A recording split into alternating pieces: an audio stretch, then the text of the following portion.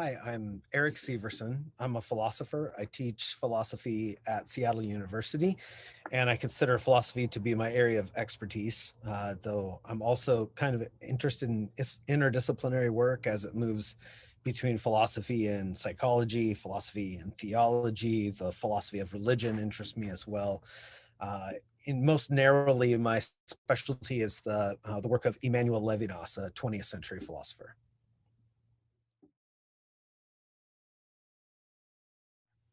Yeah, that's a good question. I came late to Gendlin, although he operates in the same sort of philosophical circles that have interested me. I didn't take his work seriously or independently until about 5 years ago when I was teaching a course in the graduate Masters of Arts in Psychology at Seattle University, a course that's normally taught by Jim Risser. I think he was away for sabbatical, and so I was teaching it for him, and it was one of the standard texts used in the course.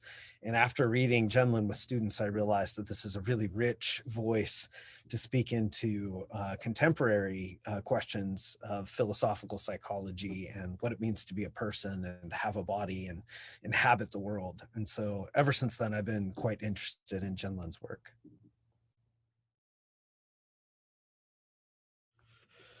That's a event in progress, and I hope to share some of that when I get a chance to have take part in the conversation coming up this April. But the area that I'll be working on in April and the ways in which he's most influenced my thought is by way of a close analysis of what it means to be there in the body, what's implied by my own body. I'm discovering that increased attention to human embodiment leads to some intriguing points about our social nature, about human beings as responsible or social, that our bodies carry with them an implicit solidarity with other human beings.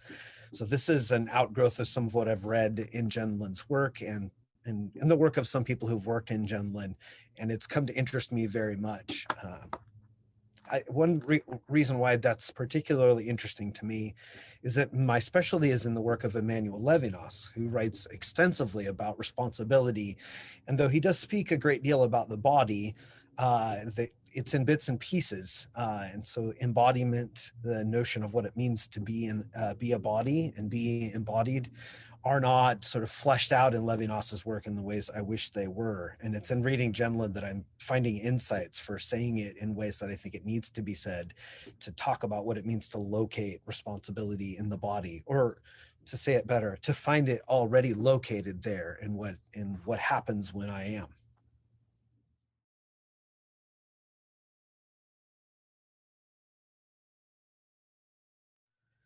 I'm not the best person to ask about that because I still feel like I'm making my way through Gendlin's work and into the field surrounded by his thought. But I'm very intrigued by the possibilities opened up by Gendlin. One of the ways I think one of the things I appreciate most about the scholarship surrounding his work is that it is very naturally interdisciplinary, that it doesn't inhabit a silo where some ideas have to be partitioned off as pertaining to psychology or philosophy or any other subset. He's a scientist, a thinker of great precision, but also a person who does not exclude from his work all things that it means to be human, inclusive of emotion and the body and the physical contact and all of these things that I think are so crucial.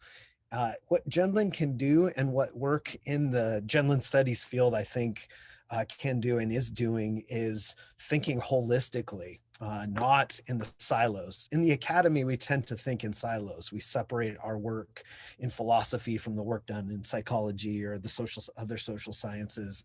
I think that's unhealthy. And I don't think Gendlin in his work had much tolerance for those who would push ideas, into silos instead of sharing them. There's this warm embrace of all the diverse ways that we can learn together in Gendlin studies. That for me is a really important outgrowth of Gendlin studies in recent years.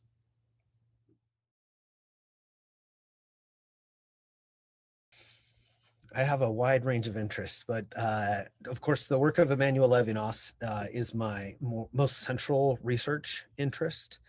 But I've been looking to particular voices who can help in the application and understanding of Levinas today.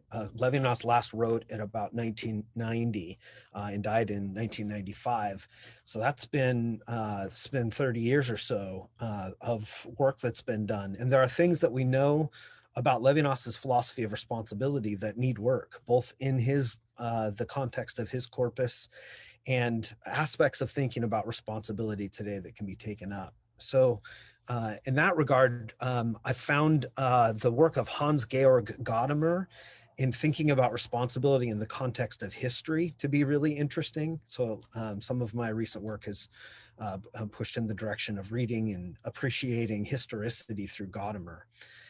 I've always had an interest in the work of Jacques Derrida and Martin Heidegger and some of the other thinkers like Edmund Husserl in the phenomenological philosophical tradition.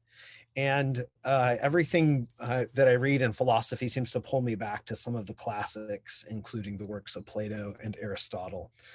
On top of that, I can't help but think that some of the wisdom that emerges from Eastern philosophy, especially the work of Confucius, the Tao Te Ching, but also the Bhagavad Gita, has captivated me in the Hindu philosophical tradition and also Buddhist texts. These are all wrestling with having bodies, being embodied in ways that point richly to what we can learn about ourselves in a careful, precise examination of our lives as we find ourselves living them in the world that we find ourselves thrown into.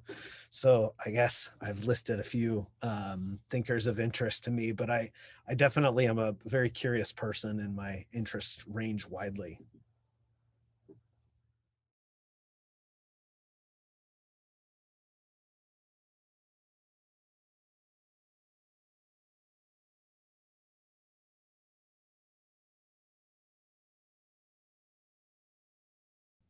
Yeah, the paper I'm working on for April deals with the implicitude of responsibility.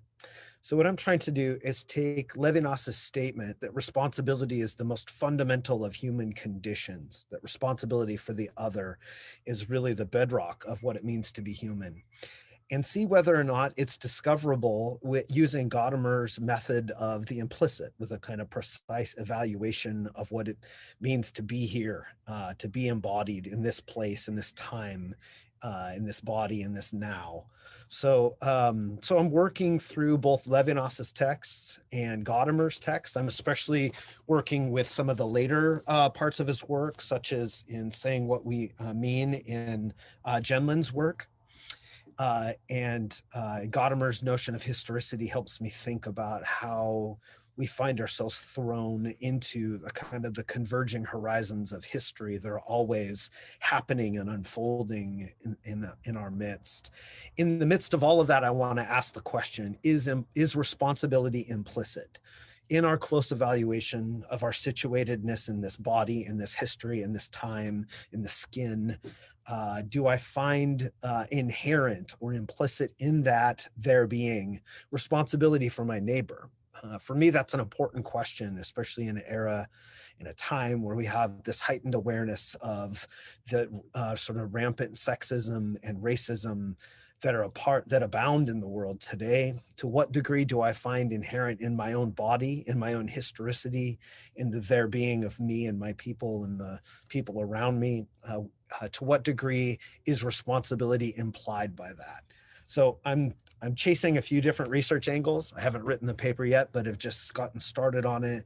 But I'm hoping by April, I'll be able to make the case that indeed responsibility for the other person isn't just an idea dropped on golden tablets from the sky, but we find it deeply implied in the body. And I'm hoping that Gendlin's text is helpful for that.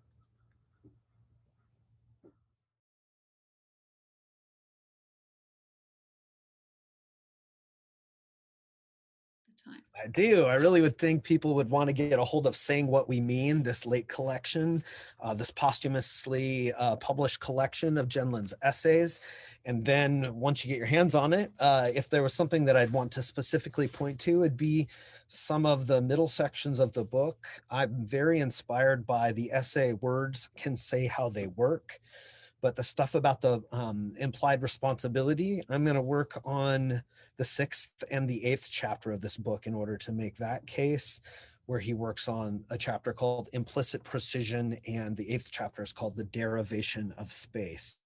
Those have been some essays that have that prompted me to propose a paper like this one.